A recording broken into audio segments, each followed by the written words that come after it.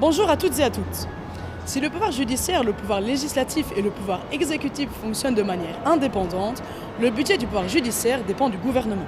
Dans ce trio destiné à vivre ensemble, les disputes sont très fréquentes. Politique et justice sont-elles un couple au bord de la rupture?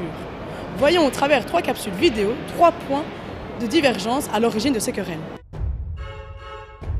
En Belgique, il y a 3 niveaux de pouvoir. Le pouvoir législatif, le pouvoir exécutif et le pouvoir judiciaire. Le pouvoir législatif est celui qui fait les lois et qui contrôle le pouvoir exécutif. Il est exercé par le Parlement et par le roi. Le pouvoir exécutif, lui, dirige le pays. Il fait en sorte que les lois soient appliquées et qu'elles soient respectées. Ce pouvoir est appliqué par le roi et par le gouvernement. Enfin, le troisième pouvoir, le pouvoir judiciaire. Il intervient lorsqu'il y a des litiges et contrôle la légalité des actes du pouvoir exécutif.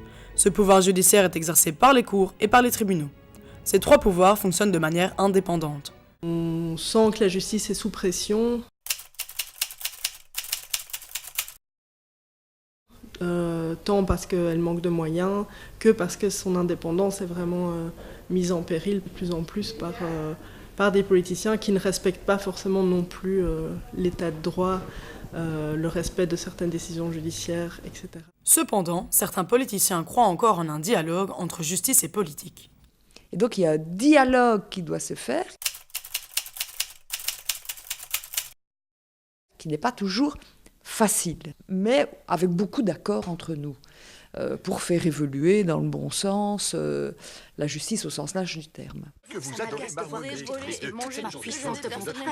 La commission justice est un lieu de réflexion et de débat. Elle permet d'approfondir les discussions concernant les projets qui n'ont pas été tranchés par la Chambre des représentants. En 2016, cette commission justice se penche sur la modernisation du code pénal. C'est précisément la commission de réforme du code pénal qui s'en charge. Le juriste Damien van der Merch et sa collègue néerlandophone Joël Roisy sont alors chargés de proposer un texte de réforme du code pénal. Les 2 collègues proposent 2 livres. Si le premier est d'abord accepté par les ministres, le deuxième est refusé. Estimant que leurs propositions n'ont pas complètement été entendues par le gouvernement, les 2 collègues claquent la porte de la commission. Vous savez, il suffit des fois de changer une disposition pour changer toute l'économie d'un code.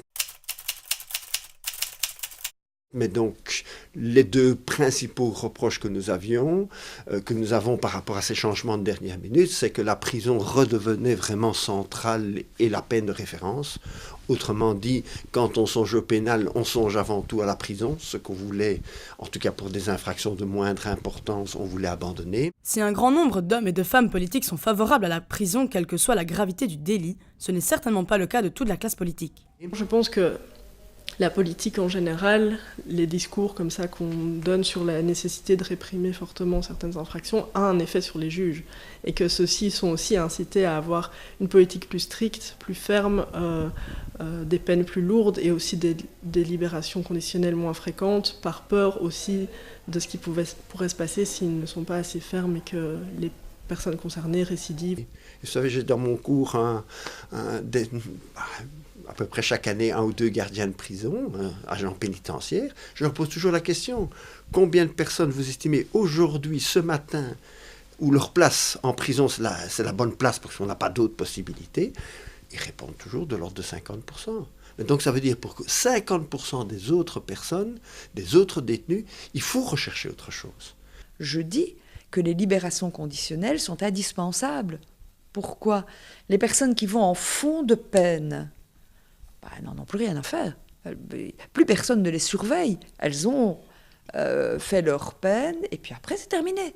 Tandis que quand vous avez une libération conditionnelle, on vous libère avant la fin de peine à condition. Alors le magistrat donne toute une série de conditions et il y a des personnes qui surveillent cela. Donc il y a, si vous voulez, un accompagnement. Notre mandat a 2 ans d'avance, mon cher. Et votre petit garçon? En conditionnel. Politiques et juges ne sont pas toujours d'accord sur les peines à appliquer. Certains croient en la prison, d'autres non. Quelles seraient alors les alternatives à la prison? On pourrait d'abord penser à la confiscation. Imagine une personne qui se fait arrêter pour un excès de vitesse, on pourrait lui confisquer son véhicule et son permis de conduire pendant un certain temps. En deuxième solution, on aurait le travail d'intérêt général. La personne devra alors fournir un travail non rémunéré pour le bien de la communauté. Pour troisième solution, on pourrait partir sur le bracelet électronique, qui serait une alternative à la prison. La personne pourra vivre chez elle tout en respectant une série de conditions. Cette alternative est de plus en plus fréquemment utilisée. Ces alternatives sont discutées en commission de justice. Mais évidemment, quand on est dans une politique plus proche des élections, on a peut-être moins envie de montrer, parce qu'alors on a l'impression qu'on donne une image laxiste. Mais ça n'a rien à voir avec du laxisme.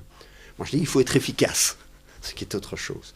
Et donc là, on a un peu le sentiment qu'ils sont peut-être même d'accord avec nous, mais que lorsqu'il s'agit d'aller vers l'extérieur, c'est un message qu'ils ont un peu plus peur à donner comme image aux électeurs, et que du coup, ils se sentent plus dans une image de sécurité avec cette référence à la prison.